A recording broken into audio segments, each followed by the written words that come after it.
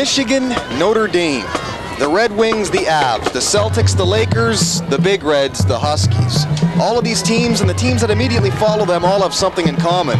They are all rivalries, folks. And tonight, it's another chapter in Port Huron's biggest rivalry. It's their version of the Super Bowl. Last week, Chippewa Valley's Mike Matway stole the show. 40 carries, 253 yards. Huskies fell to 0-5. Last week, Romeo goose-egged the Big Reds 28-0. They fell 1-4. This is clearly the game on the schedule for both teams. One team goes home happy, the other waits for yet another year. It's the perfect time to turn things around, and this is the game that can do just that. Will the Big Reds of Port Huron play like they're capable of?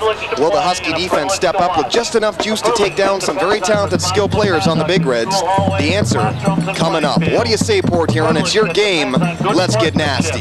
This is CPHS Channel 6. Joining you once again in the booth, Derek Work, the Big D, Hige, Tom Hige. Here we go again, Tom. And as I mentioned, it's the Super Bowl of Port Huron, the battle of citywide bragging rights, as they say in the UFC. Let's get it on. But on a serious note, both these two teams struggling. Well, they're both struggling, but this is the game that they look for all year round, no matter what their records are. If they're both undefeated or if they both have no wins, they go against each other. This is the game they look for because they see each other out on the street. They hang out with each other in summertime. Whoever wins this game has bragging rights, and that's what it's all about in the town of Port Huron tonight. Let's go down to the field now as player introductions are about to happen.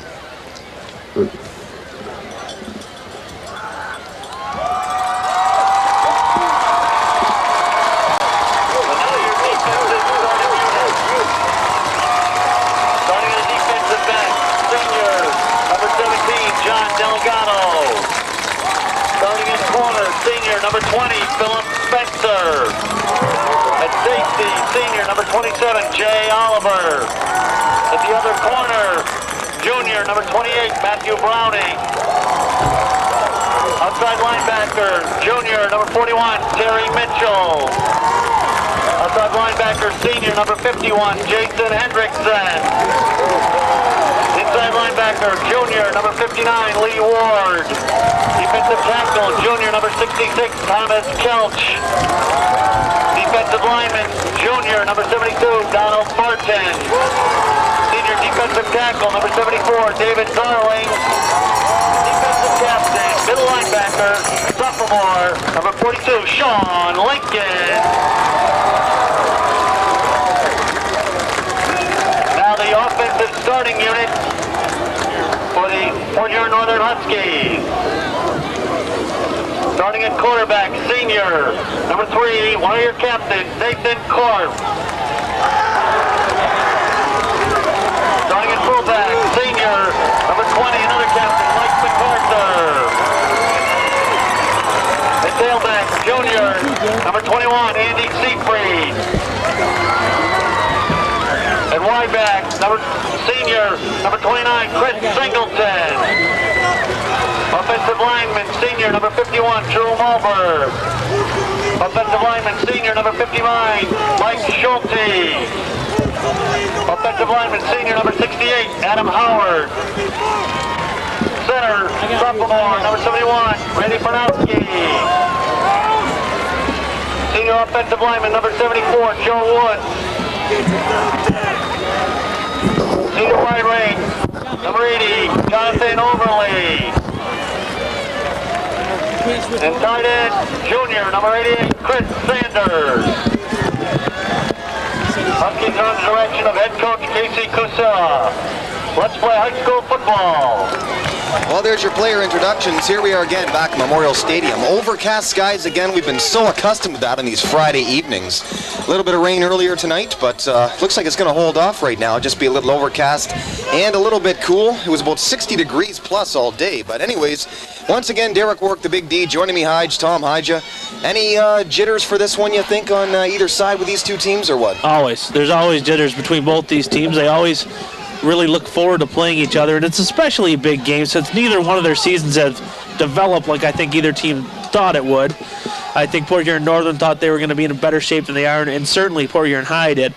So if they're going to take anything out of this season as the playoffs look more and more less likely, a win here is going to be their playoff. So in all likelihood and in all realistic ways here, this is their only playoff game. Both bands about to play here.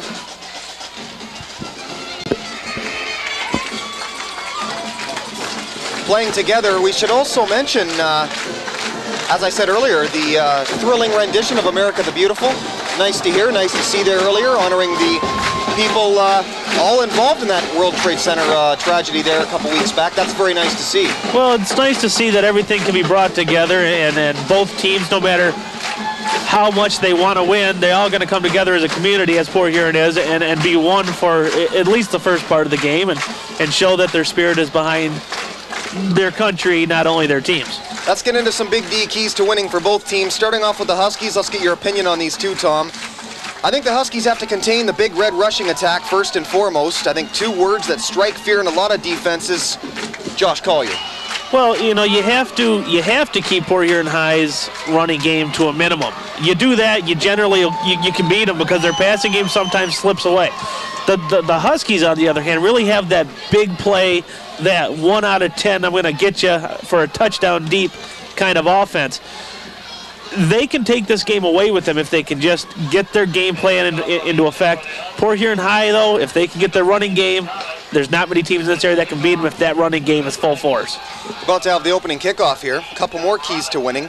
Second, for the Huskies, they've really got to keep an eye on the other skill position players, such as Jared Johnson on special teams and other areas, certainly.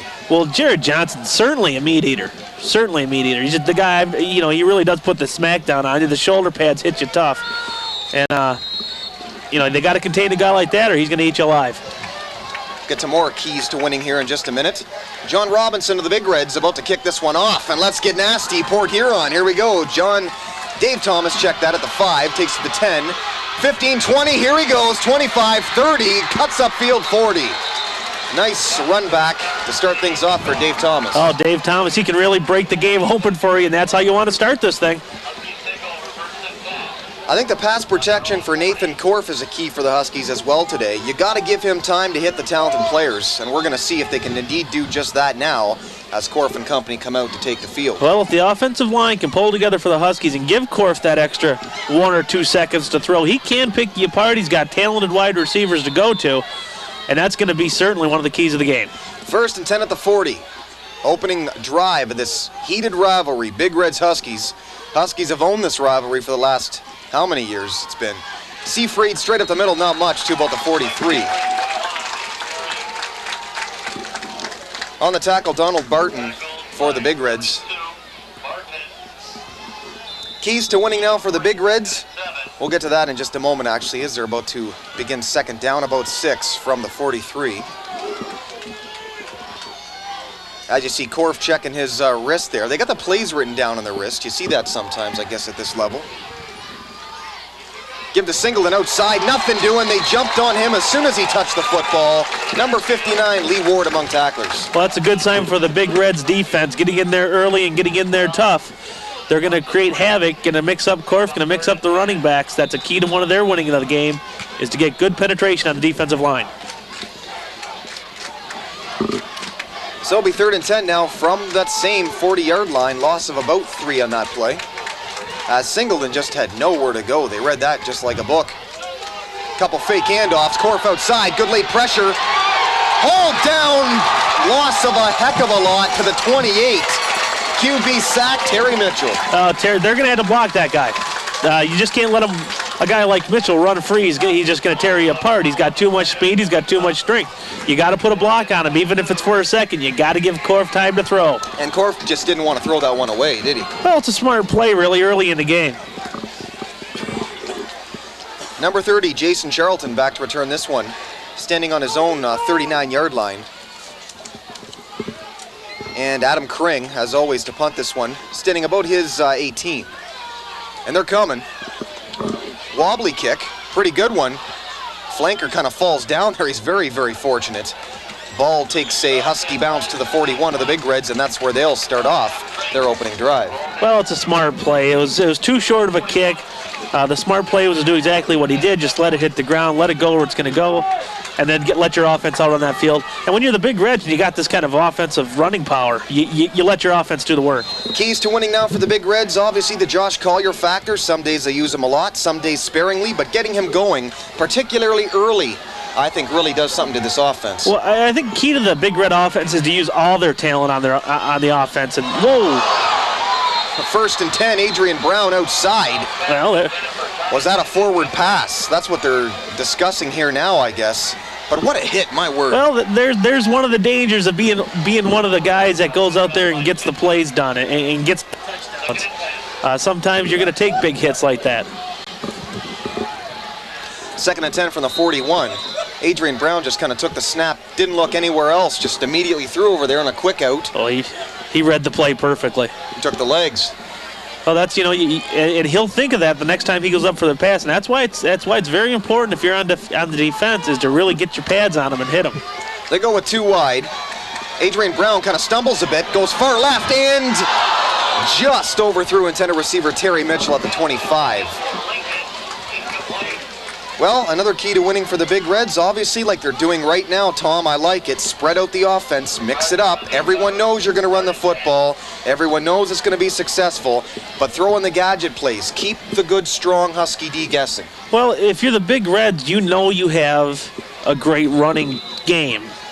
The unfortunate part is everybody else does too. They're going to key on your running game. So you have to throw the ball. You have to get some passes out there. And with the guys you have, the receivers you have on the Big Reds, why not? I don't think they've done enough of that this year. Adrian Brown kind of losing his footing there. Might not have helped the throw there either, but he's just a junior, so he's got a big year coming up next year. Here he goes again, this time pass out in the backfield. Josh Collier starts. He's very dangerous. They jump on him right away. Might have got back to the original line of scrimmage, the Husky 48.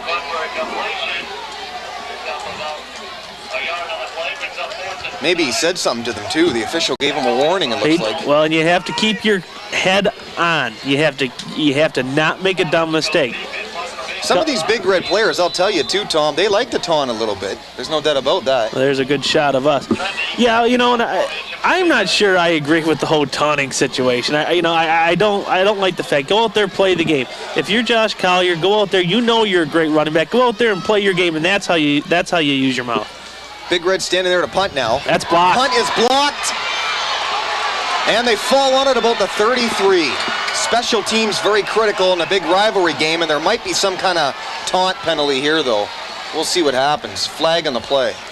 Flag on the play. But yeah, Tom, you can't stress enough. Special teams, especially right now, early going in a big rivalry game such as this. Well, that's what high school football generally revolves around, is your special teams, your punch, your kicks, and then if you get a play like this blocked, you can't lose your head. We were just talking about that. There's a personal foul. They're going to march off 15 more, and for what? For nothing. Just get out there, play the game the way you know you can, and show the opposition with your talent rather than your taunts. Huskies made that possible. Blocked punt. Big Red 17. Certainly what Casey Cusero wants to see here in the early going, some impressive special teams work out of his Huskies. As you can expect with this heated rivalry, a huge crowd on hand, both sides jam-packed, and even the band's got to snuggle into each side somehow. They actually taped off sections for the band so the crowd wouldn't actually absorb into their little spot. First and 10 at the 17, Korf, play fake, going over the middle, and ooh, I tell you, that wasn't a bad pass either. Number 15, intended receiver there, Chad Winkler, one of the captains. Just off by a heartbeat, right off the fingertips it looked like, and they're that close to 6 points. The Huskies look like they're going to come out aggressive. Korf, a very fine athlete. Certainly a good pass there, just a little bit of luck and he'd have had 6.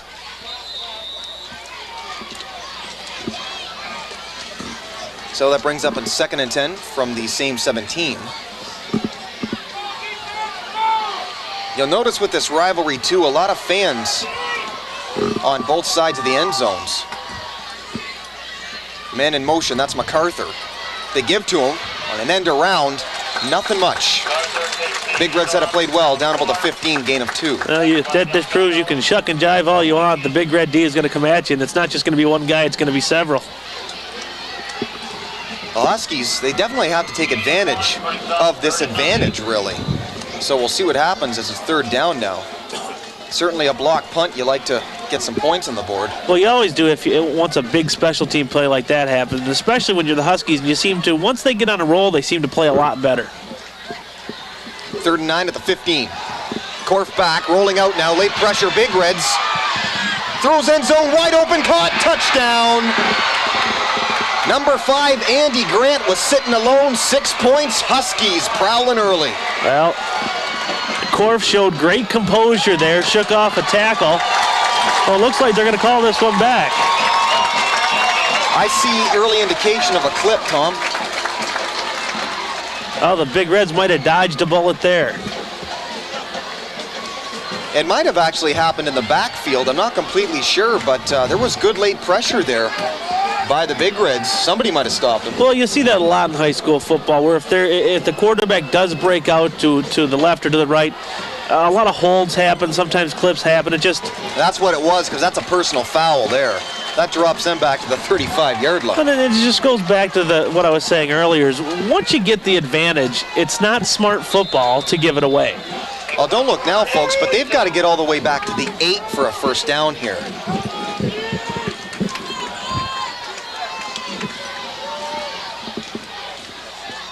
You never know, though. Both these offenses capable of striking quickly. Let's go defense! Korf, couple fakes again. Plenty of time. Airs it out over the middle. Found Mike MacArthur, end zone, touchdown. He beat 2 of them. Over his head, turned around, twisted around, 2 defenders, still comes down with the ball. That's 6 points for the Huskies. Oh, he's a heck of an athlete, that Mike MacArthur. We saw him score their only touchdown last week, and that, how hard is a catch over your head, Tom? That is not easy. It's especially when you have 2 defenders on you. That just makes it, that's just great concentration, and that's how you win ball games for your team. Extra point try now. Steve Bradley will attempt. Kick is up, and it's through. So just like that, with 8:09 to go, first quarter of play, Huskies striking early, 7-0, taking advantage of a block punt. 35-yard pass, touchdown, Nathan Korf and company. As there you see the scoreboard here. Well, there again, that's exactly how you win ball games for your team. Great concentration, great pass, great catch, especially after a setback after a clip of 15 yards, put him way back, 3rd and 24, I think it was, for the big pass for the touchdown. Husky gets their early advantage. And an early advantage can really mean a lot in a game like this. One other key to mention here, I had it written down as a key to winning for the Big Reds. Defensively, you've got to keep an eye on Korf and his ability to just plain get out of the pocket, do the bootlegs, throw on the run, watch the slippery, slick running backs, you could say, that line up as sometimes 3rd and 4th wideouts. There you saw one of them, Mike MacArthur, and wow. Well, I like Korf because he's not one-dimensional like most high school quarterbacks are, though earlier we were speaking off air, the great batch of great quarterbacks we've seen this year, Korf now absolutely being qualified as one of them.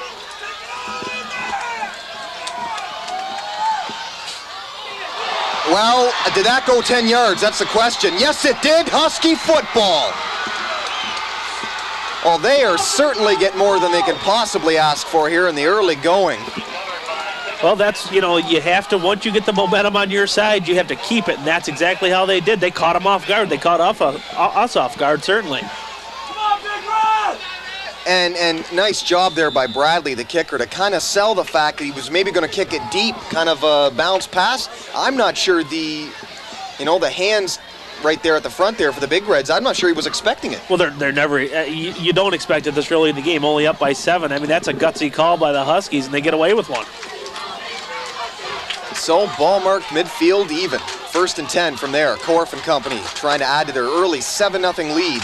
Huskies on top of the Big Reds. Chris Singleton around left side, got a lot of room if he can get out there. Pulls up 45, down 44. Lee Ward on the tackle, among others. Now Singleton transferred last year. There goes another flag. Here you go again. Personal foul. Big Reds, my guess. Well, by the reaction of the Huskies, I would say Big Reds and it is. That is, yeah. It's just unreal, Tom, in a game like this. Well, you don't give it away. You don't give it away this early. Keep composed. You're only down by 7.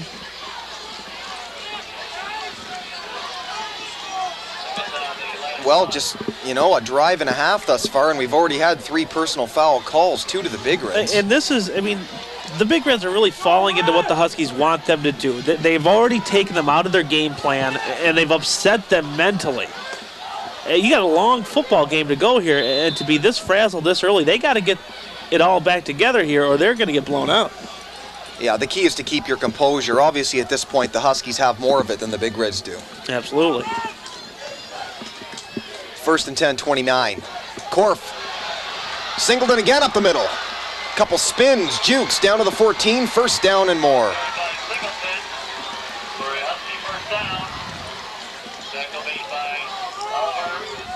I tell you, you gotta like how this Singleton runs, and from that respect, why isn't he being used more often?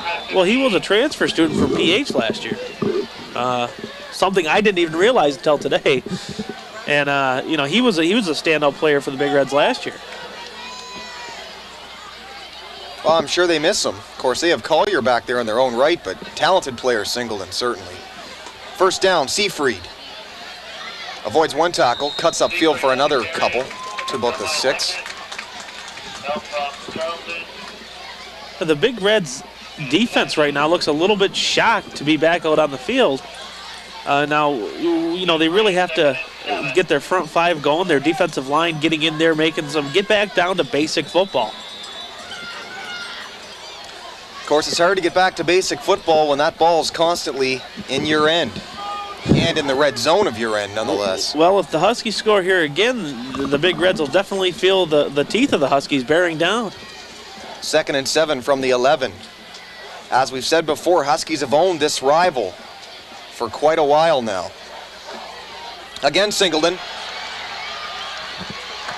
That's just pure legs. A good running back will tell you, keep your legs moving at all times. There's a good indication of Singleton just using his legs to get a couple extra yards. Well, Singleton, 6 foot, 195 pounds. Not a small guy.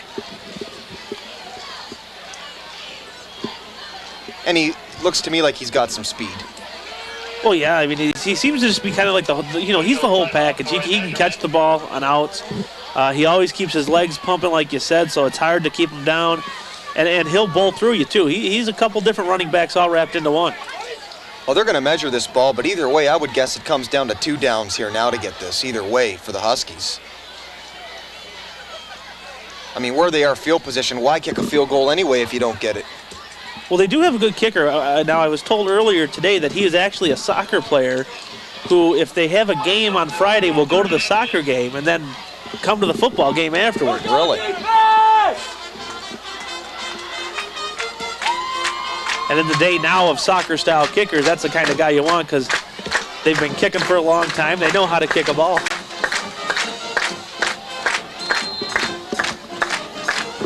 Second down and a short 1 from the 5. This would set up 1st and goal should the Huskies convert it. They send MacArthur in motion. Korf, just a basic QB sneak. I'd do that too. He got more than enough. Good crowd on hand tonight. What do you think? Here's a shot of the Port Huron High, or the Port Huron Northern fans. That side of the stadium packed as well as this side. You can't even breathe over there by the looks of things. No, it's packed on both sides, and it's hard for us to see the Port Huron High fans, but they're so vocal all the time anyway. It only takes about a handful of them to make it loud. 1st and goal, Huskies, ball marked at the 3. They have really come out in this game and looks as if they're certainly prepared. Korf, Singleton, touchdown, Huskies. He's been a big help on this drive. Chalk up 6 more. You wonder how much the Big Reds can take. Well, this is how you beat the Big Reds. You get them off kilter. You get them off their game. You get them upset. They're traditionally a team that, well, and I hate to say it, will lose their cool and start shooting themselves in the foot when they're down.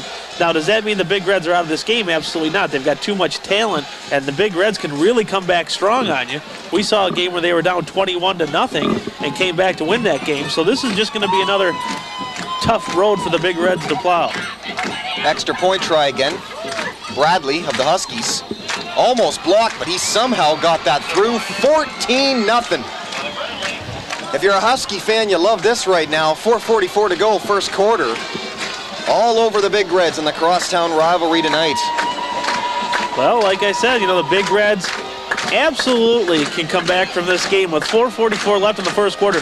They've got too much offensive talent not to know that they're in this game. The key is to keep your calm, to keep the personal penalties down, and to get out there and play the game.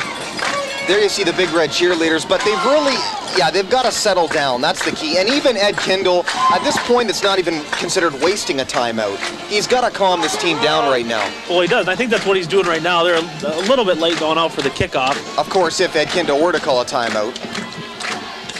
But you're right, it wouldn't be a waste because he's got to get his team into check here. Right. We'll see if they indeed get to that point. Jason Charlton back to return this for the Big Reds. They've got to keep an eye on this now. I'm sure they've adjusted. But should the Huskies try an onside kick again, it's easier doing those kind of things up 14-0. Well, they'll be ready for it this time, I'll guarantee you. They try it again, gets through one guy, bounces off another, picked up 21. Going outside, beautiful tackle at the legs made there. I think Matt Kinzer got him.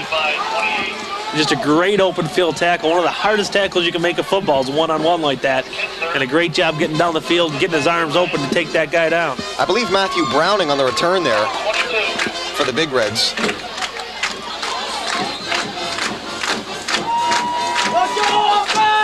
Huskies refuse to kick this ball deep, but the way it's going for them, certainly playing with the ball a lot there and good field position for them. They got a few breaks already. Well, with the running backs that Port Huron High has, you don't kick deep. I agree with what the Huskies are doing. You keep it on the ground, maybe let one of the upbacks grab it on the kickoff because you don't want a guy like Josh Cowley or Jared Johnson getting that ball. Nice shot of the Big Red banner. Josh Collier there, yep. Josh Collier there got 8. And he's scary when he gets through there, I'll tell you. He hit a hole too, and they just tripped him up. Kinzer got him. Here he goes again. Dives forward, got maybe 1. Now, being as young as he can, he has to just calm down and play his game. Letting someone in your head in a football game is the worst thing you can do, especially when you've got the talent of the Big Reds. A guy like Josh Collier, the seniors of that team have to be talking to him right now and saying, calm down, play your game. Well, apparently he got the first down there. He gets a lot more half the time than we think he does. He's kind of sneaky that way, really. Well, he's deceptive because he gets another 2 yards after he gets tackled, it seems. I formation, 2 wideouts, immediate give fullback. Dives forward, got about 3 or 4. Charlton again. He's got multiple jobs on this team. Of course, he was back as a kick returner here not long ago. Boy, do those clouds ever clear out of the way. Well, it seems to be out to the west there. It seems to be clearing up. And clear skies surround us now, huh? And clear skies, and they say it's going to cool down with the clearing of the sky. So prepared to get your scarf on. As if it's not cool enough already. That's just a great read right there. Collier from the outside. Matt Kinzer again making another great open field tackle. And you notice how they're going for the legs. Yeah, well, you have to make sure you tackle. You have to be a sound football player first. And once you get the fundamentals out of the way and you use them right and correctly every time, you're gonna make some tackles like that. 3rd and 6 at the 35-yard line.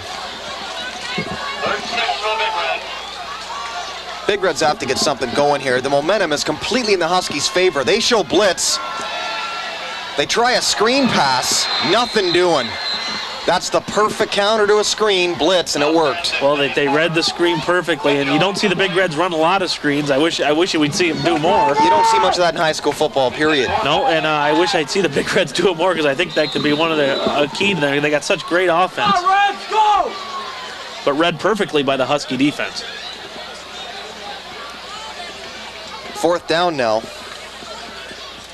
I think they may be going for this. Nope, they got a man back to punter here, about the 22. John Robinson, I believe. almost blocked it again. They're sending guys in there. Dave Thomas, 23. Tries to shake and bake, but they're saying the knee was down at the 31. Well, one knee down in high school means you're down.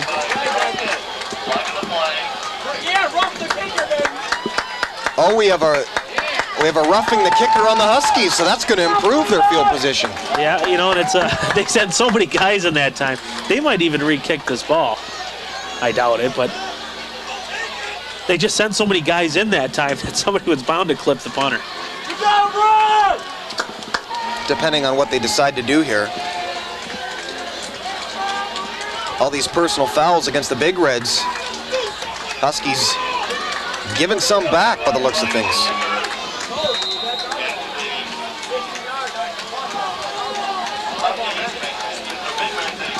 Well, that gave them an automatic first down. So the Big Reds have some new life here. See what they can do with it here. Huskies showing blitz again. Give to Collier to the outside. Tries to fight around blocks, but there's a whole horde of tacklers and a flying helmet waiting for him. Boy, did that come off quick, didn't it? Yeah, that's one of those shock helmets that they at the high school sometime wear now that avoid concussions. I think what Stubblefield and the pros made those popular, did he not? Then they went through that whole series of years where there was injuries to the neck and necks of some of the players and some real tragedies out there for some of the teams. 1 minute, 36 seconds to go. First quarter of play, 14-0. Remember, Friday is request day, so call in for your favorite shows on Channel 6, Monday through Friday at 984-6621. Second and 11 from the 49. Collier again, but they got a man waiting for him every time to that right side. Name a tackler there, number 4.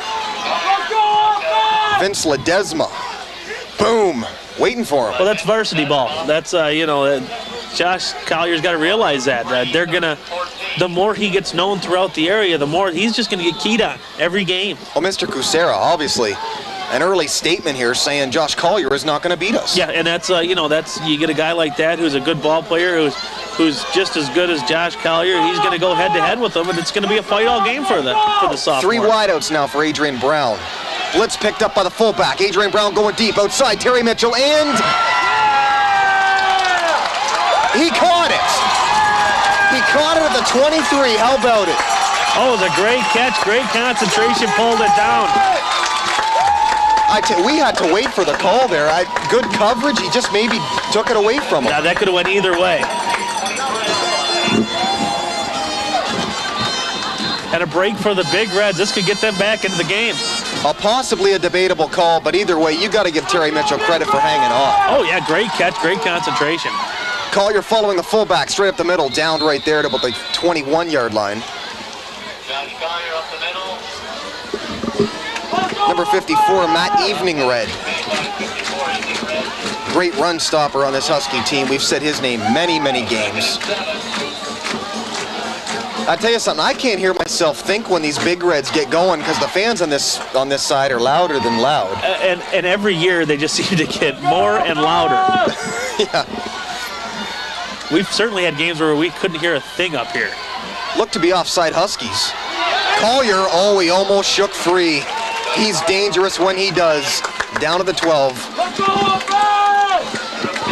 Well, with 29 seconds left, what's your opinion of this first quarter? Obviously, a few breaks that the Huskies took advantage of. Well, the Big Reds really need to get composure. They need to get their team on the same page. And the Huskies really just had to keep the pressure on like they have, and they're gonna go away with the victory if they can keep this pressure going. Huskies call a timeout. What a key play that is, that Terry Mitchell, though. I tell you, that's something they needed because not only is it a completion, Tom, it's a momentum swing. Well, it lets you know that you're still in this game, that you're still alive, that there's still blood running through your team's veins. I mean, they really had a couple bad breaks and a couple plays taken away from the Huskies playing tough D right now. The Big Reds needed a boost. There you see 29 seconds to go in the first quarter of play. And there you also see the timeout situation. Huskies now 2 remaining. Big Reds the full 3.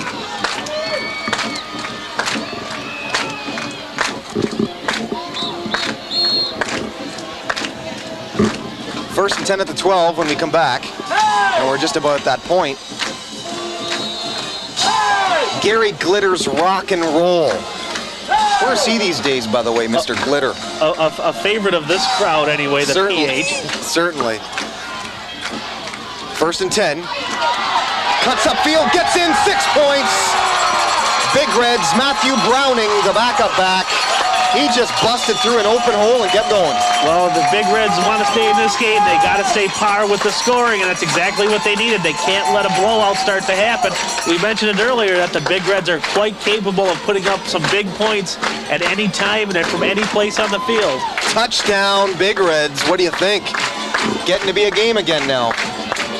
Well, they've started to compose themselves. They're starting to play ball. Is it not funny how one big play will do that to you momentum-wise? Well, that's football for you. One play can make or break your whole game season sometimes. John Robinson to kick this one. He got her through. They cut the score in half now. So, with 25 seconds to go, first quarter, 14-7, Huskies on top. I don't know how Mike MacArthur missed that ball. He broke through the line, and the ball must have went right through him because I don't know how he could have missed it. Well, just one, I'll tell you, they've been so close to blocking many a punt. You got to wonder sometimes. Well, we've stressed it through the years we've been doing this together that special teams makes or breaks your team, especially when the two sides are pretty equal talent-wise. The special teams are going to pull the game out for you. So if you can get a couple blocks or a couple interceptions, that's your keys.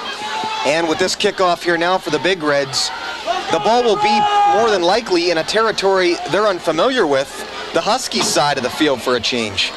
Well, they haven't spent much time in there this game anyway, or this quarter. The Huskies now, what they need to do is they need to concentrate on their offense, keep the Big Reds defense spread out, keep doing what they've been doing. They have to keep the Big Reds off them because if they don't, they'll sneak up on you and they'll take the lead. Well, they cut it in half. As we said, a real make-or-break game for these two teams. Both teams basically out of the playoff hopes. Their chances are all but shot, 0-5 and 1-4, but a win like this can turn around your season, especially in Northern's case. They've still got another big rivalry coming up, Marysville. Yeah, they don't have an easy schedule. They really need to take as many wins as they can into the last and latter part of their season. Oh, here we go again. Let's get nasty again. Dave Thomas at the 6 to the 10. 15 to the 20, good block low. 25 and down to 27. There's Charlton again.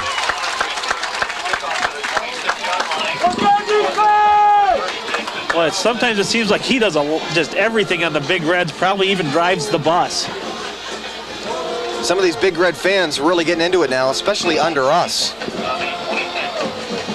Nice to see. Well, it generally seems like the same people stay in the same parts of the stadium week in and week out. And it always seems like the rowdiest sit right underneath the booth. Nothing wrong with that, though. Oh, no. Just drowns us out. That's all right. I'm sure no one's complaining. No, sir. Korf, the same play action. That's a screen pass. Left side, Seafried, 30. Cuts upfield, 40, still going 50. Out of bounds. Big Red 39, how about it? We got ourselves an old-fashioned fist fight going on here, Derek. Interesting, you know, we haven't seen many screens all year. These might be the first two, and we've seen them in the first quarter alone. That's true. We don't see many of them. That one was run to perfection, too. The play action first, and you're selling the whole Big Reds linebackers when Korf's rolling out that way. Well, you know, you do screens when the other team is emotional. But it really is perfect there because Korf, you know, is agile. He gets outside. Well, you know, like I said, you do it on a team that's emotional, who's running on emotion. They're running. They want to get the quarterback, and you kind of sucker them in that way, and then you just toss the ball over their head. 14-7 after one quarter of play, Memorial Stadium. Huskies on top of the Big Reds. This is Port Huron Super Bowl. See you second half, folks. Second quarter, that is, folks.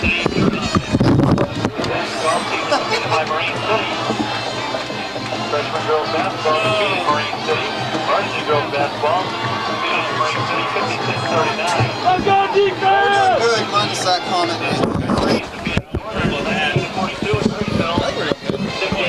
I can't hear myself. West Coast Institute was defeated by Northern America.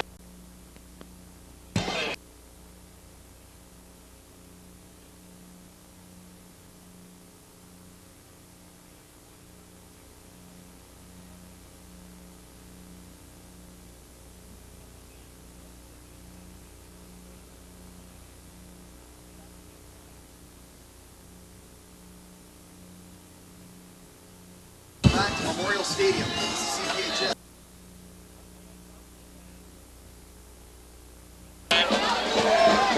Well, welcome back to Memorial Stadium. This is CPHS Channel 6, your home of high school boys football action. 14-7, Huskies have the lead and they're driving. Singleton tackled there. 66, Thomas Kelch got him for the Big Reds.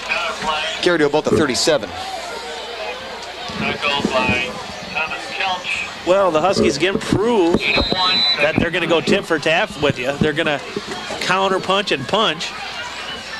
And the Big Reds go down there and score. The Huskies come right back with a big play. Makes it 2nd and 9 now at the 38. Crowd here, the Big Red side chanting defense, defense.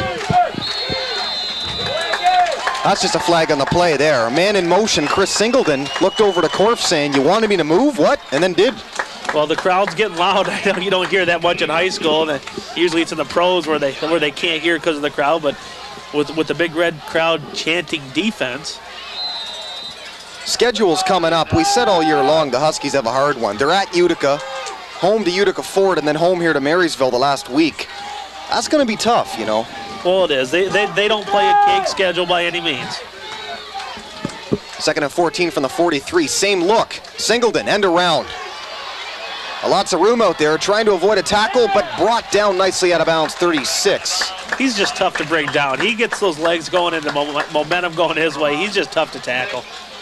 Terry Mitchell, same guy who made that big catch there to get the Big Red momentum going here. The offensive side made that tackle, defensive side. So nice to see some two-way players. The poor here in high cheerleaders in their prime. Let's go defense! 3rd and 7 at the 36. And they want timeout. And I'll tell you something, they're storming out here, yelling at his offense. Yeah, if they were getting chilled because of the weather getting colder, it's hot out in that huddle right now. Guarantee it. Everybody's paying attention because he came off that sideline just ripping and tearing. Well, you know, you waste a timeout. In a close game, you're going to need those timeouts, especially in a heated rivalry. Well, and especially when you make, you know, they actually had to delay a game or a man in motion because there was some confusion. Then to do it again almost, it's 3rd and 7. You got to get everything into a pile and let's go. And do you think it might have had something to do with that man in motion off sides when they kind of look to me like they're getting a little unsidetracked there? Yeah, I just think there's a little bit of general confusion. The Huskies are one of the only teams that have their plays on their wrists like that, and I think sometimes that can probably be confusing. 3rd down and 7, one play result. Yeah, they will do a lot of audibling at the line based on what they see on their wrists. This is Korf. Outside in, good pass coverage there. Covered him solidly, Jay Oliver. For number 80, Jonathan Overley. Well, the Big Red defensive backs, they really do make you earn it. We've seen that all year round where they stick tight to the receivers. They don't give you much room to throw. So 4th down now. Huskies likely going to punt this one. Punter Kring standing at the Big Red 49-yard line.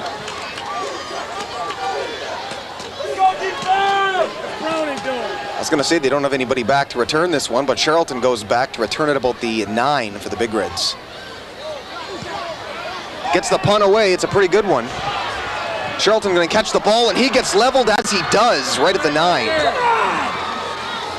Looks like Dave Thomas smoked him there, the returner. Another guy who does a lot of things. Got another flag, though. It's against the Huskies. Roughing the kicker. That's only 5 yards. That's only 5 yards. It's still 4th down. Check that, the Big Reds. My mistake. A flag in Casey was asking go through it, doing like he was. And it is roughing the kicker. That's a tough call if that's the call. You know, that's. And you know, I think what the officials are doing here, trying to get the emotions that we saw in the first half calmed down a bit. They're really calling plays tight. A play that might not have been called in a game that wasn't so emotional is now being called just to keep the emotions down a bit. Just a 5-yard penalty there. Brings up 4th down and short. I got a feeling they might actually go for this now. Give them 5 of the 7 they needed. Well, 4th and 2, I agree. I go for it. Their running attack has worked so far. Nope, they're going to pass. Outside, caught. 26-yard line, dives forward to the 25, and a first down for the Huskies. He did something dangerous there. He looped around after he caught the ball. If it's 4th and short, you got to catch the ball and then lead toward the first down.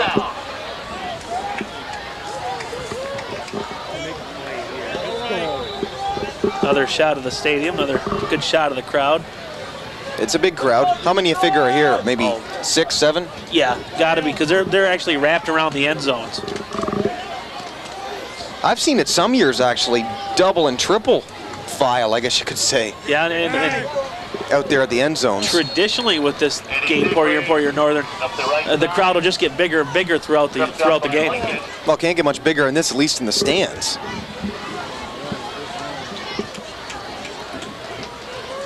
Well, Huskies, they're opening handoff there, the down. First down, that is, got about 5. Second down now, and about 4 or 5. From the 19-yard line, Singleton outside. Whole horde of tacklers got him, pushed him out of bounds about the 15, not much. Well, the defense on the Big Reds, they're not going to give this one away. They're going to fight till the end. Terry Mitchell at this point, I tell you something, is the Big Reds' best player. He's doing it on both sides of the field. He's really hustling. Well, you know, he knows a big game. He's got the experience. He's trying to take control. He's trying to take the lead.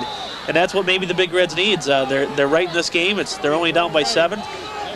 A couple good breaks, a couple great plays by a couple guys, and they're right back in the lead. Third down and 3 at the 17. Korf outside. Caught there again right at the marker. Should be enough for a first down. Looking at the quarterback instead of getting on the receiver. Course pass completed to Overly. Jonathan Overly, and it looks like it will be a first down.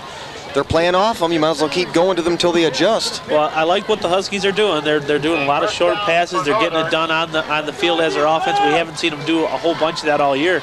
They're really taking charge of the game offensively, and that's good to see. Well, you use the comment, taking what they're giving you. Certainly, there's the case. Well, you know, it's a touchdown whether you get it on 3 yards at a time or 50. First down, Korf looking left side, and that's just over MacArthur's head. I think Korf might have panicked as a pass rush from his blind side there. Well, that, you know, we mentioned that earlier. You have to get into the quarterback's head. The defensive line for the Big Reds are really doing a good job. They need to get more pressure on. Once you do that, Korf's going to release a ball early and high like that. Did he ever throw it there, too? Perfect spiral. He's got a cannon. It was a good pass. It was just off the mark. It's almost too bad he's a senior. That's that quick hitter. I'd like to see him for another year, maybe. Last time. Well, he's fun to watch. There's no doubt about that. Second down, 10 from the 14. They can get a first down without scoring. Keep that in mind as you see Seafried tied up right there, brought down after a gain of 3 by 74 at David Zarling. Seafried may be one of the under-seen players on the Huskies, a guy that's not really seen as one of the big backs, but I tell you what, he makes a difference in quite a few of these games we've seen him play. He's a quality running back. Little girl down here has one of those stickers, those U.S. flag stickers on her forehead. I tell you, that's what it's all about. Well, right there. That's an American right down there. Yep. Red, white, and blue, huh? Korf, fake to Singleton. It's Here's screen the again. Yeah, screen again to Seafried. All There's gonna kinds be of nobody. no blockers, There's Tom. going to be nobody. They had so many blockers and no one to block. Yeah, you know, normally I try not to do the play-by-play for you there, but geez, there was just nobody. I was as shocked as you. You know, that play works by letting the defensive line be sucked through the offensive line. What the offense does, is the linemen do, is they catch the defensive lineman and then they let them go past them. You have to recognize that, because if that play is going to work like that, it's going to be a long day for the D. Is it not obvious what they've been working on? Oh yeah, well they've worked on that play all week, I'm sure. They were definitely prepared to play this game. You can see it. Bradley extra point try. Kick is up, kick is good. 21-7 now. Huskies looking very impressive. 8:36 to go, first half. Well, you know, one of the big things, one of the great things about football is it's not all, you can have the most talent and still lose a football game because the other team just knows your weaknesses. And I think that the Huskies found a weakness in the Big Reds that they're really exploiting. Well, we mentioned earlier the Huskies schedule. Here's what the Big Reds have remaining. They're at Roseville after this one. home here at Memorial Stadium to Warren Cusino, and then they're at Chippewa Valley. That game there would have been set up to be a huge one, but not with the 1-4 start. But certainly that's not easy either. Well, neither four-year team has a cake schedule. It's not something that either team was going to walk through. I think both teams feel they should be with a lot more W's in the column, but unfortunately it hasn't worked out this year. But they don't play easy schedules. I'm telling you, with the kind of team the Big Reds have, at 1-4 at this point, I'm disappointed in. Well, they could easily be 3-1 or 4-1. They really could. They've lost some games that they should have won, and it got some bad bounces along the way. So these aren't bad teams, where their records really don't show what quality teams they are.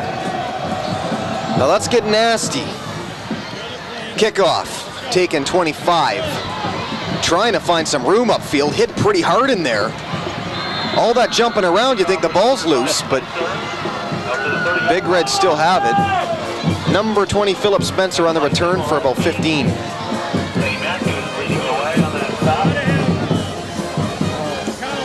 Philip Spencer, a QB and a defensive back.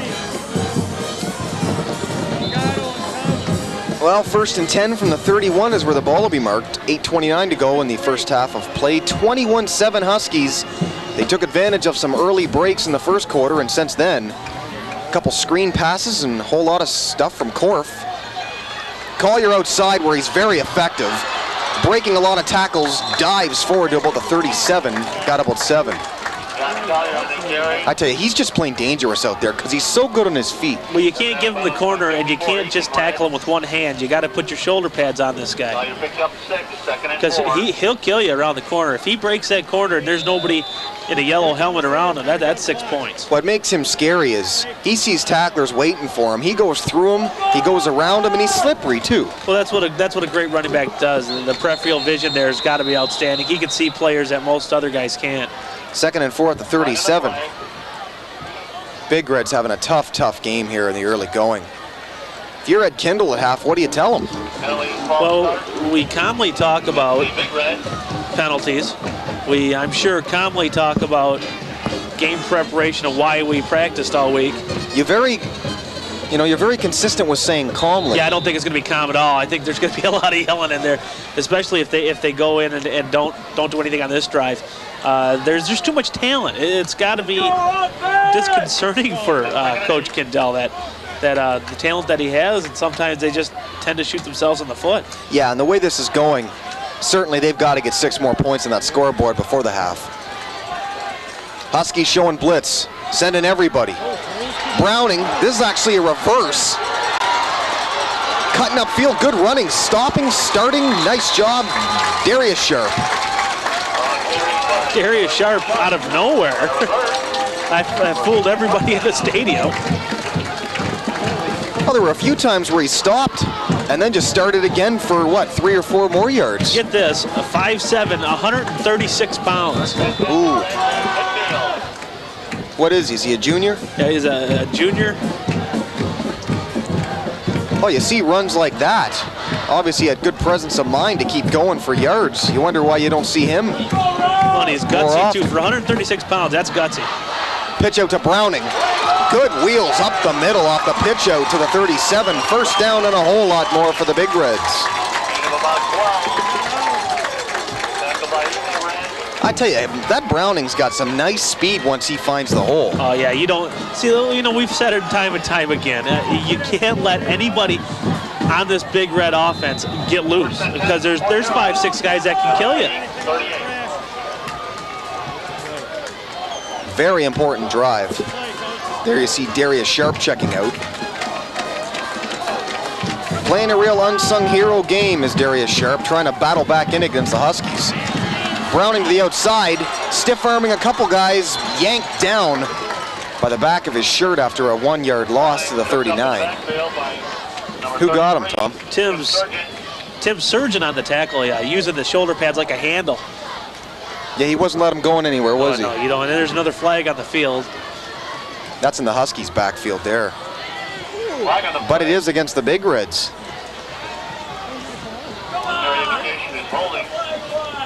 Big Red. The shot of a Husky on the exercise bike, keep you loose over there. It's not, you don't see many teams have that, but that's a good idea. He's not riding it though. You know that? No, he's just, it's almost like he's being punished. I tell you something though, that seat there is more comfortable, but than the regular bench they have. So I'm with him. Yeah, well, I'm that a boy there too. I'd be actually on the handlebars. Handlebars wouldn't hold you. No, I'm just looking at it.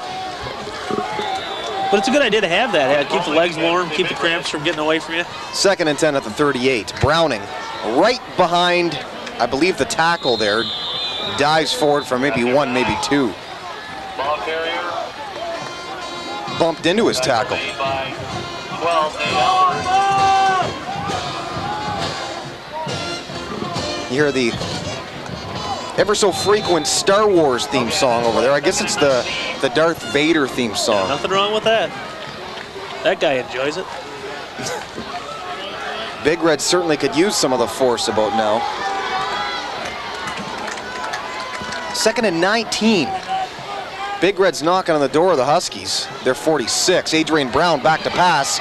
Mitchell, what hands does he have, folks? Down at the 15. There was no way he should have caught that ball. That's just great concentration. I tell you something, you cannot blame Vince Ledesma, who had him covered like a magnet. What's with this Mitchell? He's got magnet for hands or what? He did like 2 cartwheels, a somersault, and still came up with a one-handed catch. That was outstanding. I tell you, he is coming through. Similar to the way Donald Thelmus did last year for this club. Really their big play guy that can shut up the mistakes, things like that. Browning again, right behind the fullback, not much to the 14. Well, that's why football's a great game, because one play can make or break you. That play puts the Big Reds in great position with about 5 minutes left in the second quarter to bring at least a touchdown closer. That's exactly what the Big Reds need. And plenty of time if you're wondering too. 5 minutes. Right on the nose right now to play in the second half. First half, second quarter that is. Doing the old wishbone look here now. Sharp again. Check that, Aaron Trendy this time. Dives forward to about the 11. And the crowd noticeably getting bigger at the end zones. So there's still people filing in. Yeah, we fully expect that too. All night long, we mentioned it. Be quite the halftime show too, with both the marching bands performing their gala, I guess you could call it.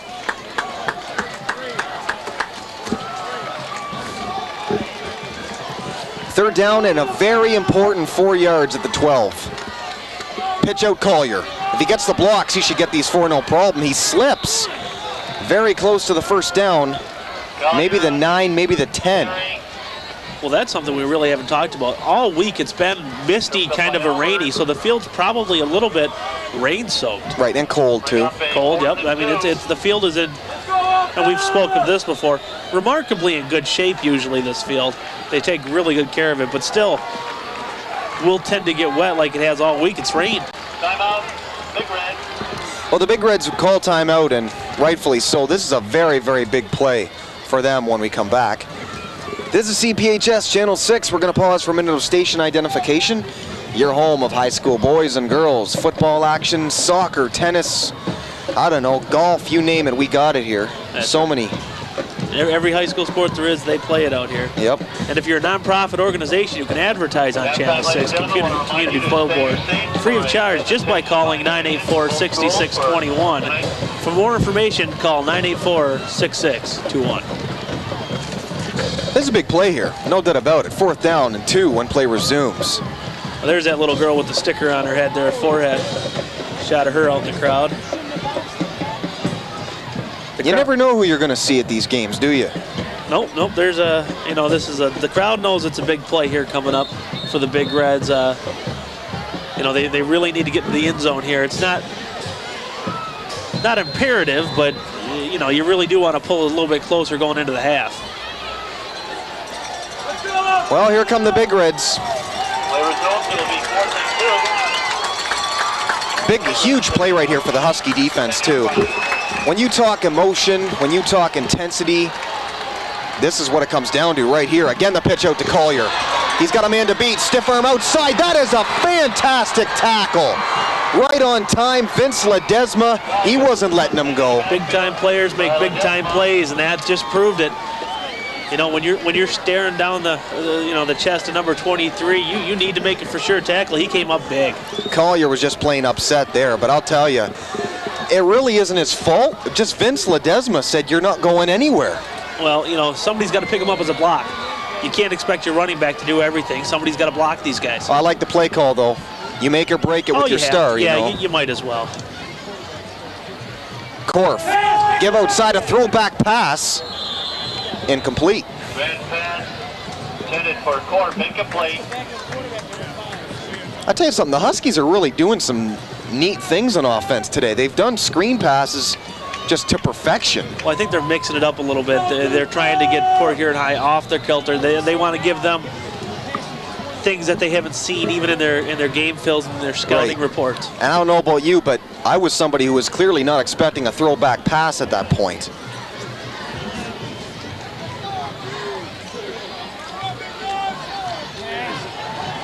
Fake again, outside Korf, just threw it away. Big Red coaching staff jumping up to deflect that ball, protecting the crowd here. Good Samaritan type move. Well, you want to keep the ball out of the crowd. You know, you don't want to catch some unsuspecting grandmother watching her grandchild taking a Wilson in the forehead.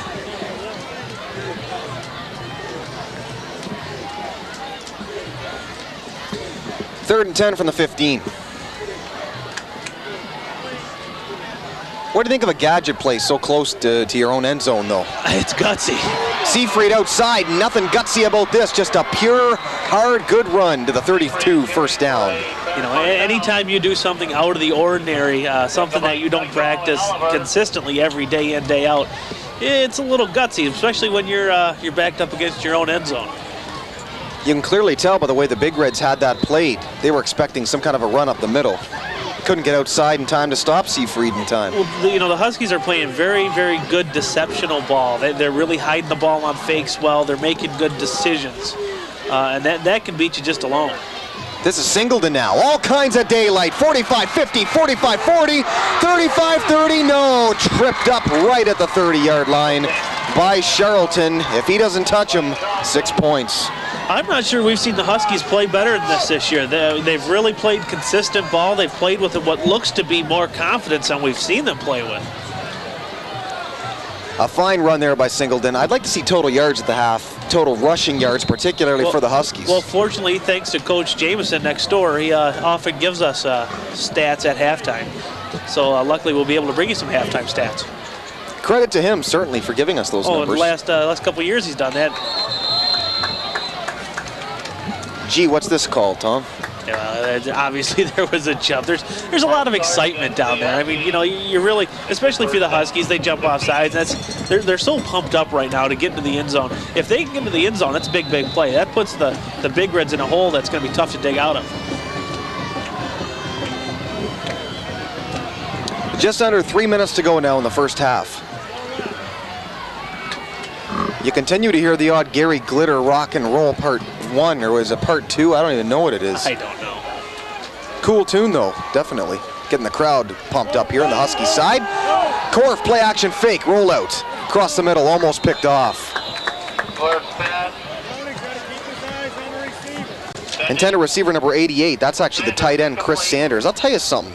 Last week when I saw the Huskies play, you see a flag in the play, I thought they were at some of their best as far as the offense goes when they involved Chris Sanders, the tight end. Well, and I tell you why. It's because you don't see a lot of that in high school football, and or at least in this area. The tight end kind of gets forgotten a lot. And when you got a quality tight end, you should use them. And the Port Huron Northern does a very good job at that. And Korf right now, Nathan Korf is making some really good plays as far as hiding that ball on rollouts. And he's a big part of this offense at this point. Well, they got to get 20 to about the 20 from the 41. Singleton, look at him breaking tackles. He got about 10, 15 yards to about the 30, 29 of the Big Reds. Well, that'll help you. And I mentioned this earlier, but the Huskies just seem to be playing with a little bit more confidence than we've seen them. They're playing pretty well oiled.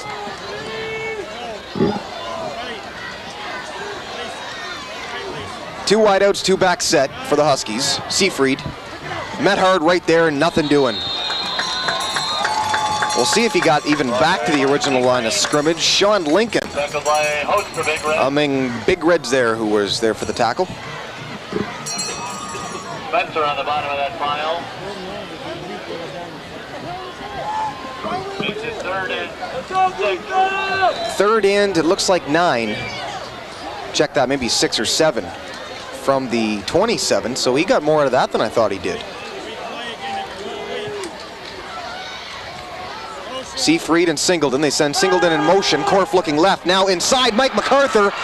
Caught 10, 5, touchdown, Huskies. Has a tough play over the middle, great concentration by MacArthur, brings that in, dodges a couple guys, keeps his head on straight, goes in for the touch. That's just a great pass crossing pattern. I'll tell you something, the coverage in that defensive backfield just is not there right now.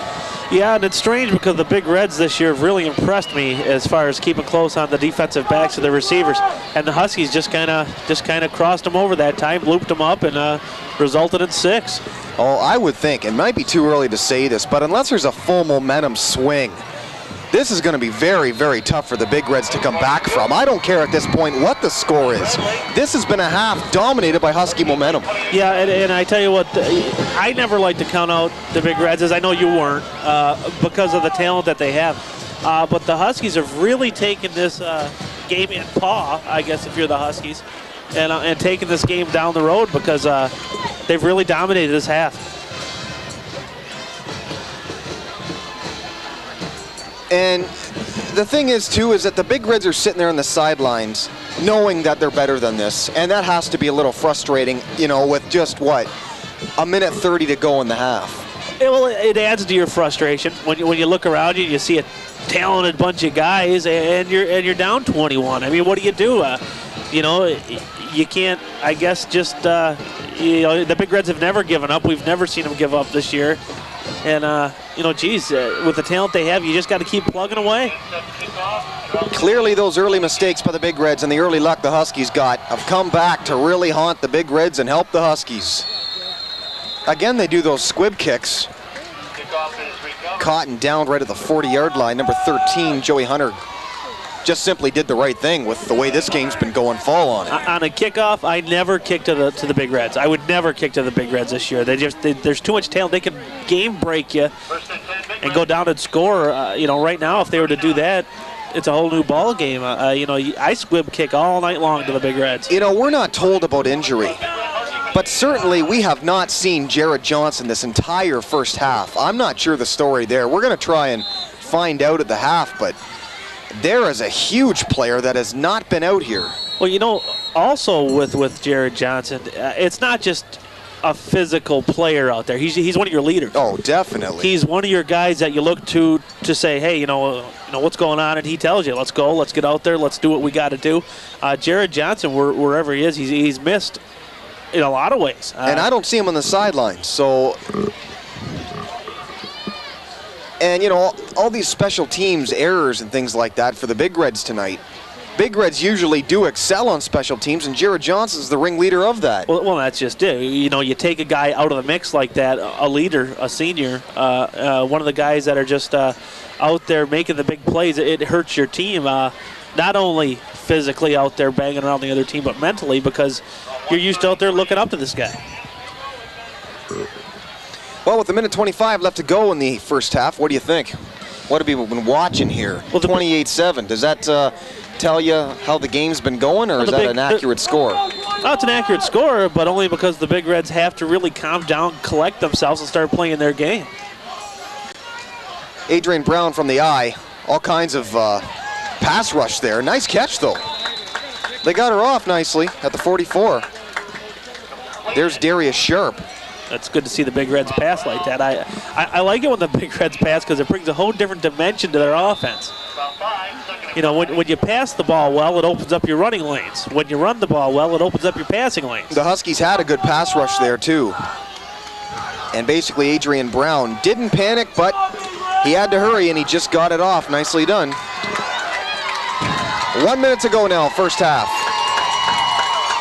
Brown back to pass over the middle, and ouch. Intended receiver there, Browning.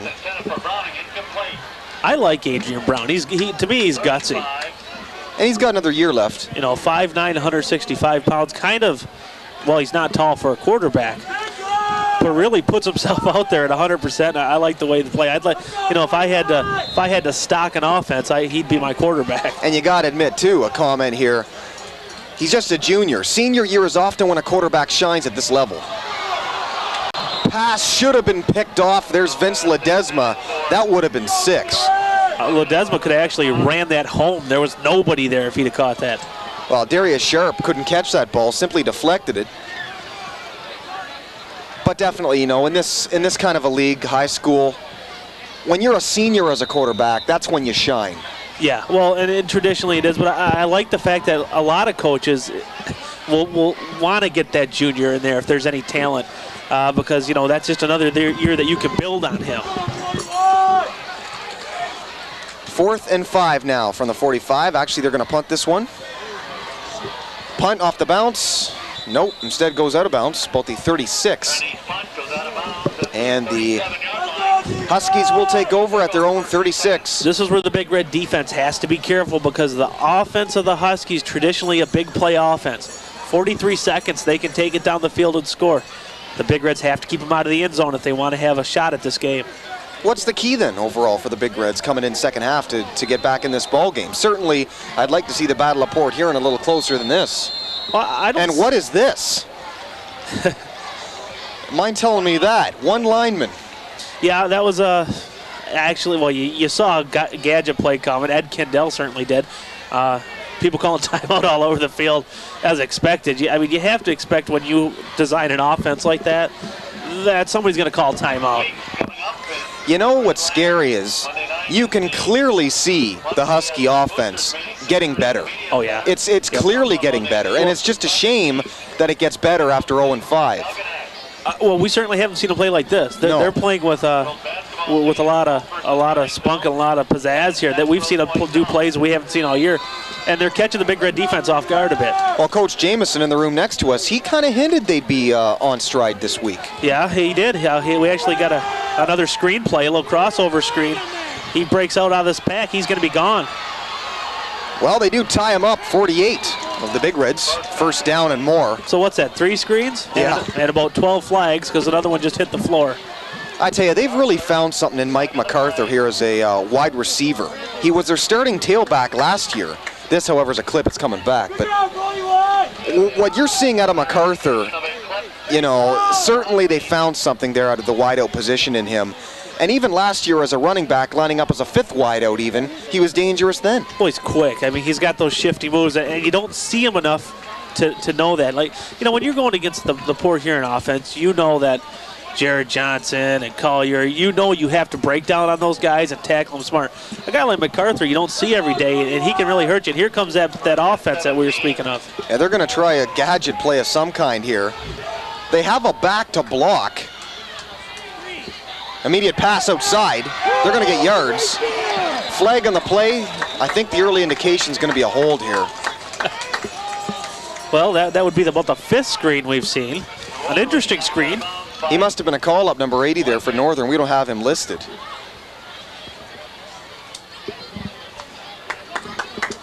Yeah, it's a hold. Another penalty against the Huskies. Because there's only one lineman, you don't have enough time to do anything crazy with that kind of a gadget play, do you? Well, you know, they're just, basically that's just a really fancy overload to one side. All right, so that sets back the Huskies. I tell you, at this point, I even kneel. I'm happy 28-7. I don't need to do all this kind of stuff, to be honest with you. I think I do too. I think I think you're going to see a real conservative play right here. Seafried, another flag on the play. Another flag on the play. 18 seconds left to go now in the first half. I'm really impressed with how the Huskies have run the ball, and that has clearly set things up for Korf and company to go attack on the pass. Well, that might be the difference. You're right. That might be the difference in this game because their running game seems to be working a little bit better. The holes are a little bit bigger today for some reason. It's really opening up the pass lanes for the Huskies, and they're picking apart the Big Red D. Well, first in eternity. And yet Port Huron helps them out with another flag here and a face mask, you know. Well, you don't want to self-destruct. And if you're the Big Reds, you have to keep them out. There's 16 seconds left. Korf, Singleton. I'm telling you, now there is a player. You talk about improvement. Chris Singleton has really improved. He runs a lot harder now. He's fast. Outstanding stuff from him. Great first half, too. Well, with only 6 to go, are we going to see another gadget play? With Korf, you never know what you're going to get because he's so athletic. Well, he's selling this offense today. He's great fakes. He's hiding the ball well. He's calling the plays well. You gotta, at this point, I'm going to give Korf my favorite player award at least, and it's early, but just because he's really leading this Husky team down this field.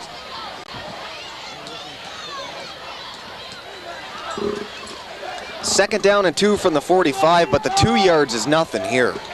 We'll see what they do. It might be interesting to see if they actually throw deep at this level. I think I just kneel. The Big Reds have too much talent. You don't want to throw a pick or a fumble. They're too fast. Does it look like they're kneeling, though? No, it doesn't. Korf, plenty of time. He's going to air it out, and what a cannon. Almost picked off. They had the coverage. That, folks, is the first half. Dandy one if you're a Husky fan. The Big Reds have things to work on. The Battle of Port Huron, we said it earlier, the Super Bowl of Port Huron, 28-7. Huskies all over the Big Reds. This is CPHS Channel 6. We'll see you second half, folks. You gotta love it.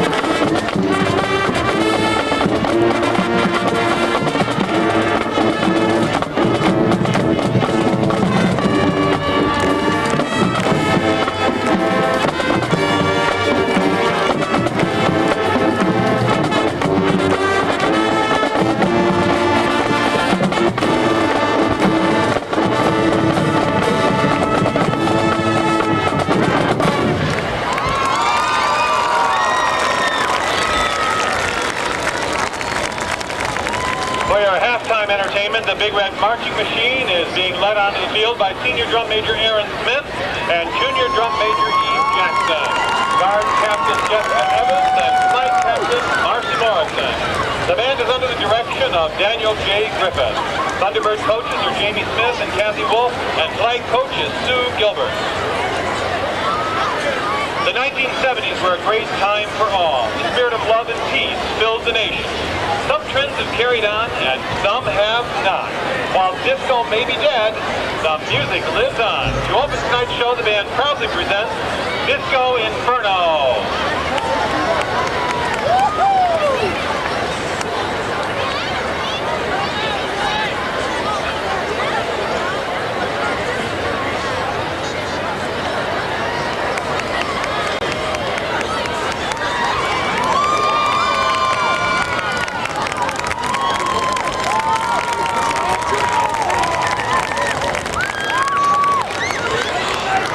Drum majors Aaron Smith and Eve Jackson, get ready, and band, take the field.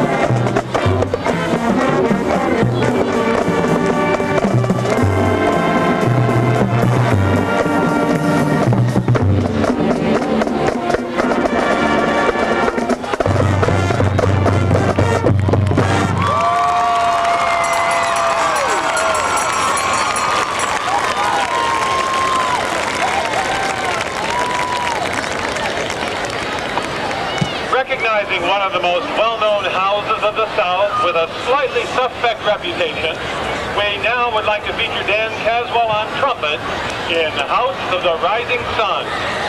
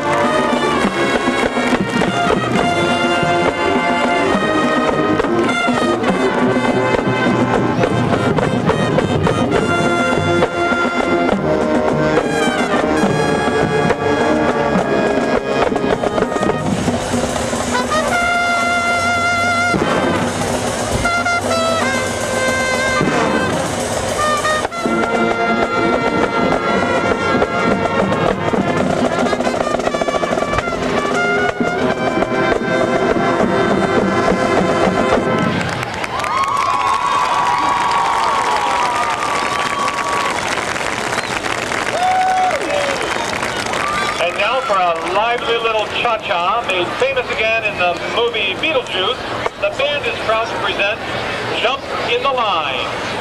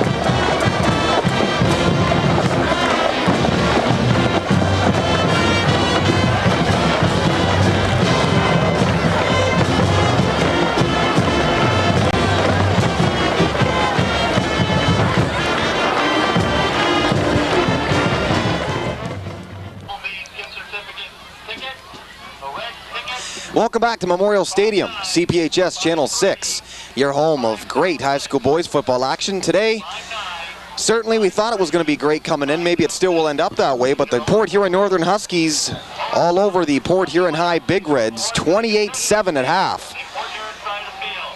Certainly a lot to talk about here. First off, I think the first half of mistakes, maybe even underestimating the Huskies on the whole, has cost the Big Reds. Well, I think the Huskies got the Big Reds out of their game plan early, and they never recovered. If they want a chance at this game, they really have to play their kind of ball all the rest of the game. We've heard that Jared Johnson apparently injured, so he's not going to be a factor, and that hurts the Big Reds. Sure it does. Let's get nasty again. Here we go. Opening kickoff, second half. Deflects off a Darius Sharp. They're hitting each other. The key is, did he pick up the ball before he went down? He did. Well, I'll tell you something. Oh, what a big play for the Huskies that would have been if they could have recovered that. And they almost did. Oh, darn close anyway. And boy, if they could have done that, that would have just clamped down on the Big Reds. Yeah, Ed Kendall's got to be a little bit nervous seeing that first play of the well, not even the first play actually, just special teams play there of the second half. Sorry, I mean. Well, the Big Reds have to play perfect football to win this game. It'll be a great comeback if they can. Adrian Brown give to Browning.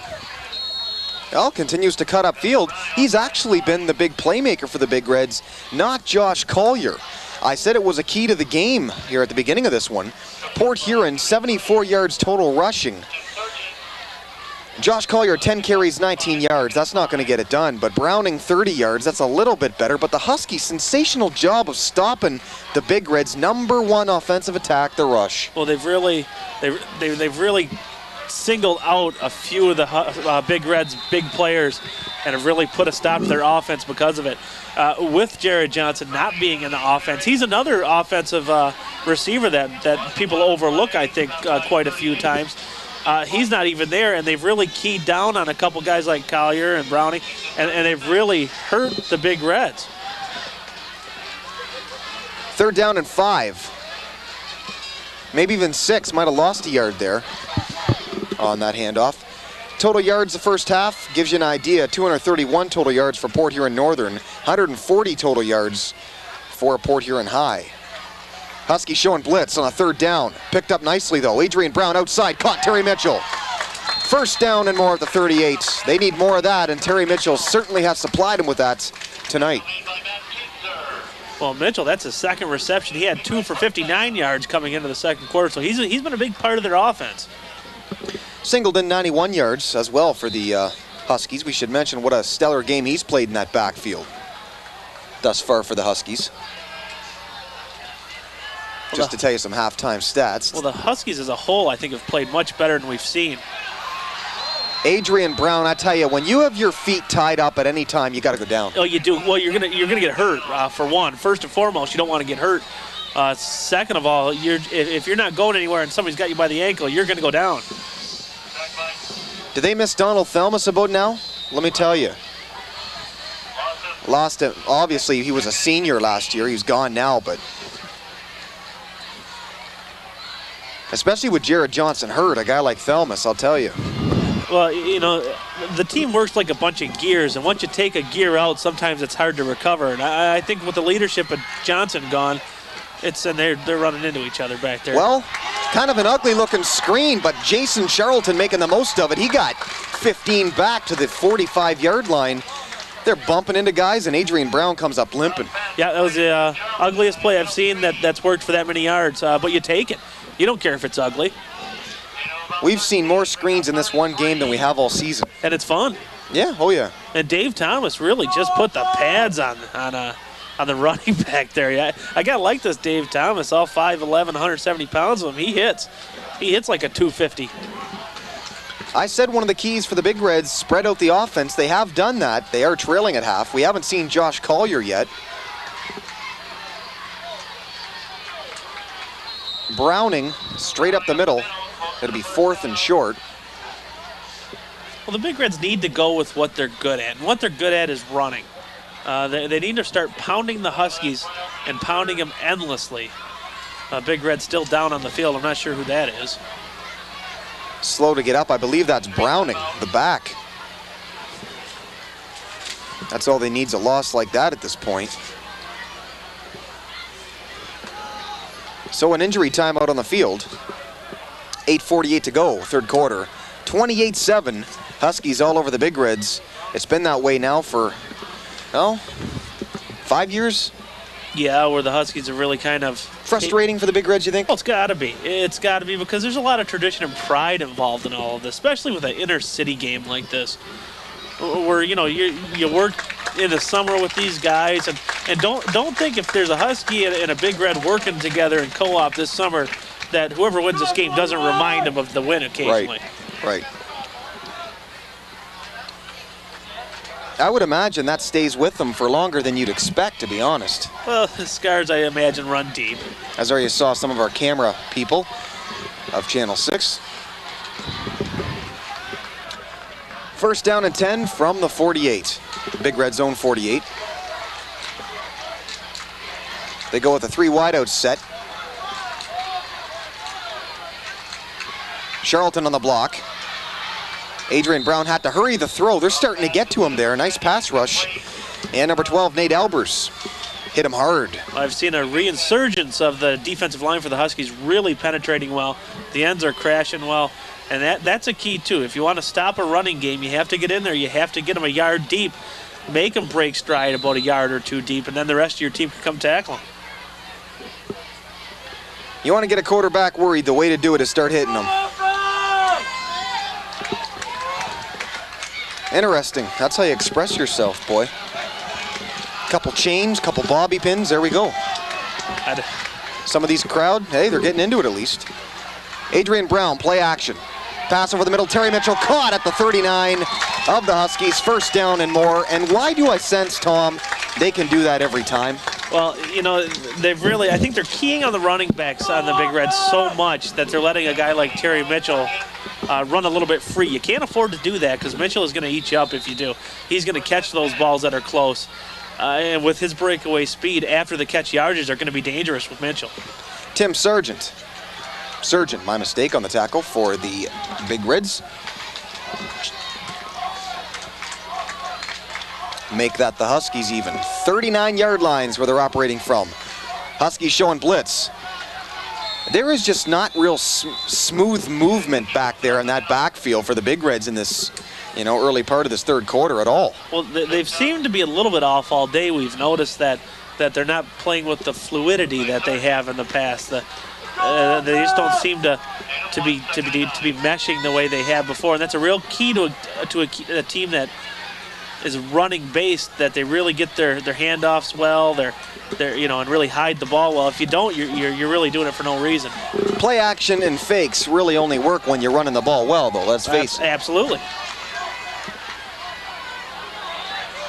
Busting upfield, around a block or two, down to about the 38. We haven't seen much of him yet. Aaron Trendy. And we have not seen any of Josh Collier in this half. Could it be that he was benched? Well, dare I say that? Well, I think I saw him at halftime limping a bit, so maybe there was he's done a lot of running today. Maybe there's some cramps or. He was frustrated at the half. There's no doubt about it. He's been frustrated all game. Husky showing blitz. Trendy again over the middle. He's got some running room this time. Tries to cut upfield, tries to get the blocking. Instead, down to the 29. And that's enough for a first down. Just this Terry Mitchell, number 41, all over the place today. You can't let that guy loose. The Huskies are going to have to put somebody on him. Oh, not only does he seem to be catching him every time, he seems to be open every time. As there you see him checking out. Well, you got to like the way the Big Reds are going at this. They're, okay, fine. You're going to key on our running backs. We're going to put it in the air.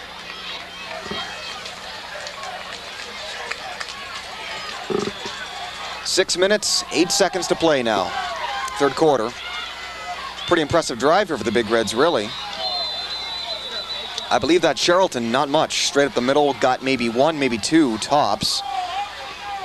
To about the 28. Vince Ledesma. I really like how that guy plays. Again, a tackle. He's got the pass coverage. He's got, he'll come up and he'll stop you on the run. Real good player, Ledesma. Well, and a player that you don't hear about much, and he really has made some big impacting plays this game. 2nd and 10 now at the 28. Whole lot of backs in that backfield. Trendy again. Hits the tacklers hard, pushes them forward down to about the 21. Ledesma again on the tackle, among others, number 33, Tim Sargent again. Almost reminded me of their single wing offense days with the amount of running backs they had in the backfield. And that wouldn't exactly be the first time we've seen that kind of a look from them. Neither of these teams afraid to do specialty plays. The Huskies, of course, aren't. We've seen them the full first half. Screens and little gadget plays. 3rd down 4, ball mark 22. Trendy again. Fighting hard, he's avoiding the tackles nicely. Got up to about the 19-yard line. And that'll bring up 4th and short. Matt Kinzer, number 28 for the Huskies, really coming up strong. Really hitting the hole, plugging it up, making the running backs for the Big Reds really dodge out of the hole that they're hitting from.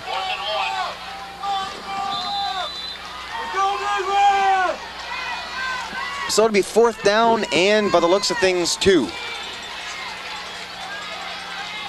Another big play. You'd like to have a guy like Collier in there at this point, but we think maybe he's hurt. Trendy again busts through and almost got through for even more to the 13. 1st and 10 from there. Well, they needed a big play, and that's exactly what they got there.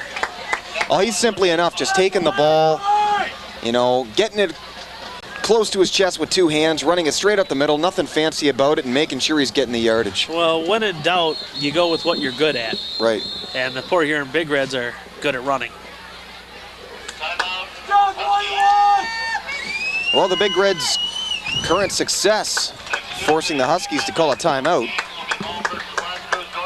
3:49 to go, 3rd quarter, 28-7, Huskies on top of the Big Reds. This is CPHS Channel 6. Derek Wark, the Big D, Hige, Tom Hija. What do you think? Big Reds trying to battle back here anyway, but they're slowly running out of time. Well, they're fully capable of doing so. They've got the talent, easily have the talent. What they have to be concerned with is with only 3:49 left in the 3rd quarter, they have to be concerned with time. They have to get this done. They got to score 21 points quick. That was backup quarterback John Halliday throwing down on the sidelines for the Big Reds. Interestingly enough, he's just only started throwing. Might we see him here in the 4th? Well, you never know. What I always find interesting, when your backup starts to warm up, your main guy's usually hurt. I don't think Port Huron High's quarterback's hurt, but what it makes me think is they might be running both him exchanging the quarterbacks to give different looks to the Huskies to maybe try to confuse them.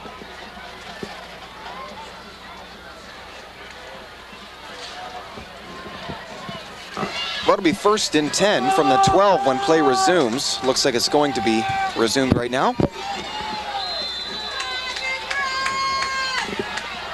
You don't like to put pressure on anybody, but Big Reds have got to punch this in. Trendy, kind of a shake and bake around the first tackler, got upfield for about 5 more. To about the 5 or 6.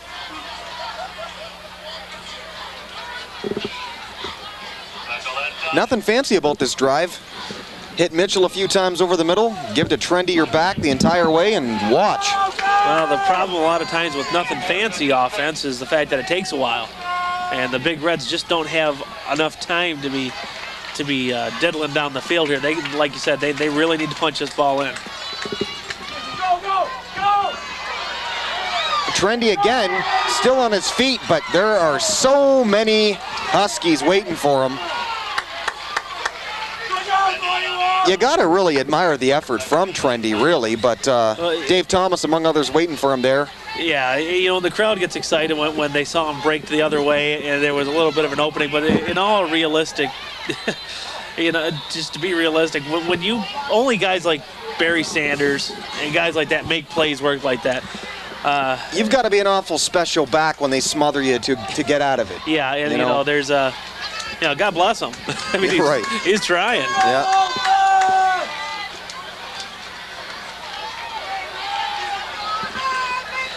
3rd and 9 from the 11. This is a big play here, boy. Brown, fake the trendy, over the middle. Overthrew, intended receiver there, number 24, Darius Sharp. A lot of time to throw, a lot of time. The offensive line for the Big Reds really coming together well. That'll bring up 4th down.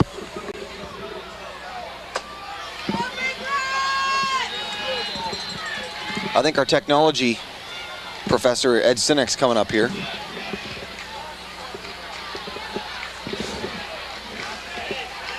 Good to see EJ Shea down there, one of our producers looking on, watching the game. Our 3rd camera, we got that set up today too. Yeah, trying to get a shot of EJ down there, but apparently they're not going to pop one up. No. And a field goal attempt here. They put us on the camera tonight. That's more than enough, thanks.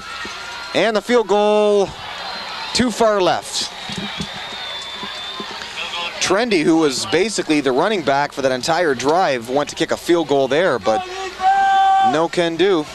Good effort for the Big Reds, but the big thing is, effort only gets you so far when you fall short. Well, they're going to fight time now.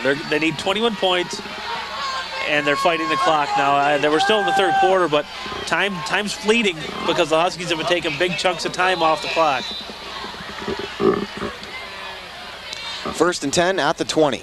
2 minutes, 10 seconds to go in the 3rd quarter now. Singleton. That's going to put him over 100 yards and a whole lot more. 40, 45, pushed out of bounds. 49, 1st down for the Huskies. Jay Oliver pushed him out, but not before a big scamper of close to 30 yards. He's got close to 120 now on the day. There's Mark Pack, a name you're not going to hear every day for Northern. He really picked up a nice little block out there after the ball was caught. What can you say if you're the Big Reds right now? There's just too much running room. Yeah, it just seems like the Huskies are just playing very well. Their Pistons are all firing at the same time. They're just playing the best game we've seen them play. 1st and 10 at the 48. Korf looking to the sidelines. So they're calling their plays at the line there. Again, Singleton cuts up field, all kinds of room for about 7 more to the 44. So slowly Singleton tiring the Big Reds out.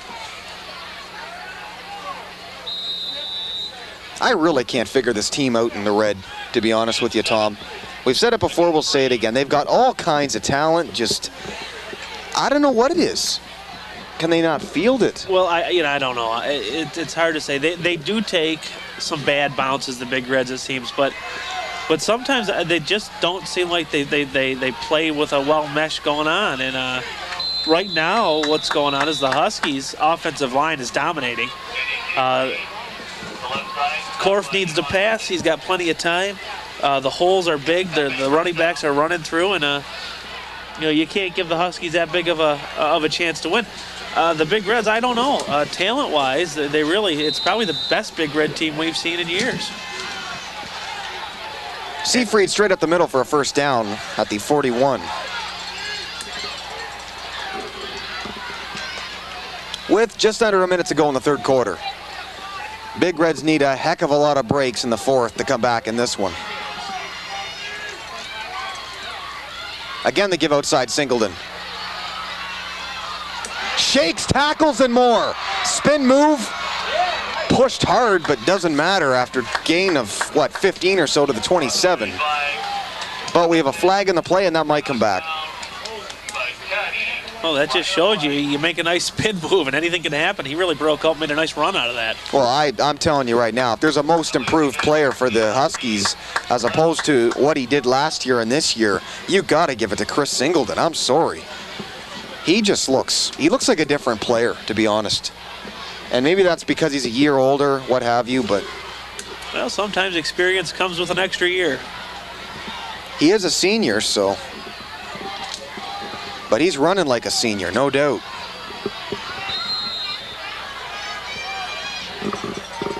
First and 10 at the 46 now. Back to pass is Korf, looking outside. MacArthur, and he dropped the football. You know what I think it was? He was looking ahead of himself. Yep, his eyes got real big. He caught the ball, and he started to run before he had it tucked away. And Yeah, he's going to regret that. He wants that one back. MacArthur's not the biggest guy in the world, 5'9", 170, but he continues to be open. Well, he's got some shifty moves because he just always open. He's not overpowering people. He's fast, but he's not lightning fast. He just knows how to get open. Of course, favorite target. He's back to pass again, this time going to keep it. Beautiful shake and bake move there to kind of throw him away. Dives upfield to about the 50 before he's downed. I'm telling you, if I'm Casey Kucera, I don't like seeing Korf go down that way. No, there's too many big reds on him.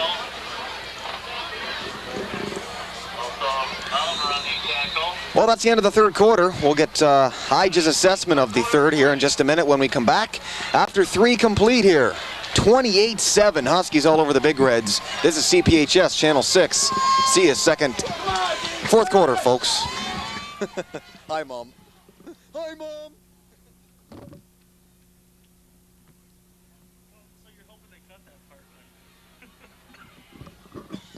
Can you cut that part? No.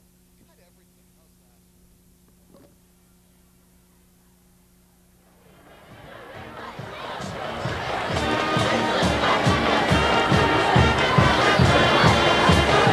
How's that?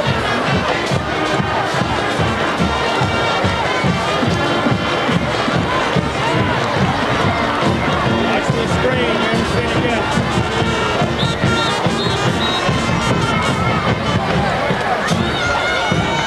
I gotta get a stop.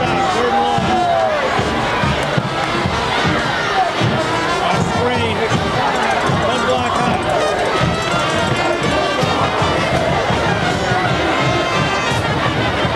We start the fourth quarter of play. Right left. Be 3rd and 19 for the Huskies.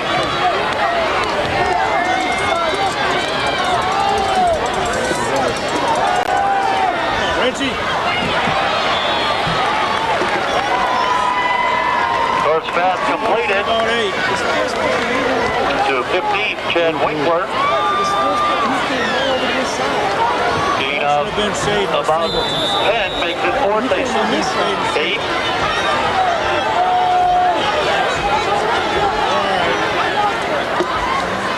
We gotta get a corner. Hey.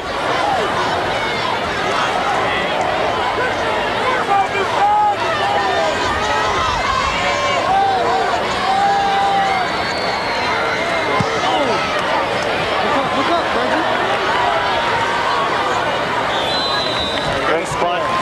Goes out of bounds. About the 21-yard line. Where Port Huron High will take over, 1st and 10. Both times they've been inside of 50. All 3 winning tickets have been picked up at the concession stand. Once again, thank you fans for participating. And thanks to Applebee's for their generous donation of the gift certificate.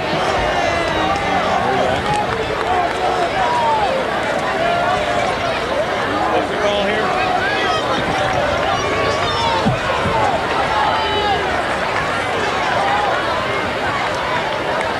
There we go. Let's shoot. It's gotta be quick. Bounce pass, intended for Mitchell. Broken up by Evening Red. 2nd and 10. Sprint out. Was that sprint out or just drop behind it? Our shoot was way too deep. No, that was deep pass.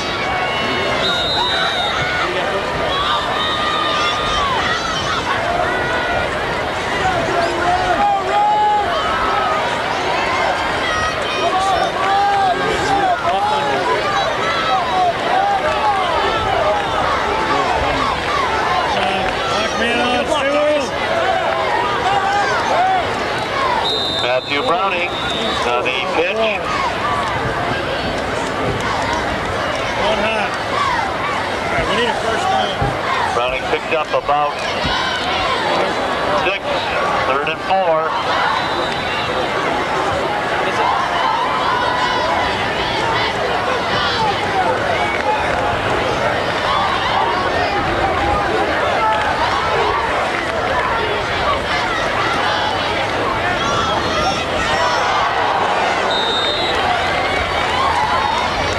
Brown's pass intended for Trendy. you plate. Baseball fly too. Yeah, base fly too.